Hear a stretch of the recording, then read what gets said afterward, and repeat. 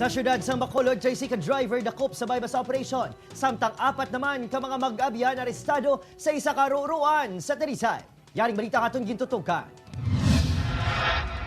Kampante nga magatubang sa kamera ang mga naresto nga mag-abyan. Ang ilagi na panindugan, wala sila sa iligaling ginahimo matapos madakpan sa isa ka bypass operation sa Barangay Zone 10, Talisay City. Ginsulod kami, ara kami sa go. Gin pasulod kami sa isa ka kwarto kay para way witness, para wala way may maka-witness bla sa raw.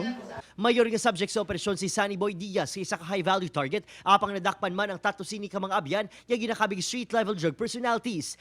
Gulpi lang kami nila, gintayaan, kagin pahapa. Pero wala sila may nakuha sa amang bisan isa. 35,000 pesos nga suspected shabu ang na-recover sa apat. Kuntat yung tanan ninyo na kay Subong, ang PNP ga simpatya gid subong sa atong presidente sa anti-illegal drugs.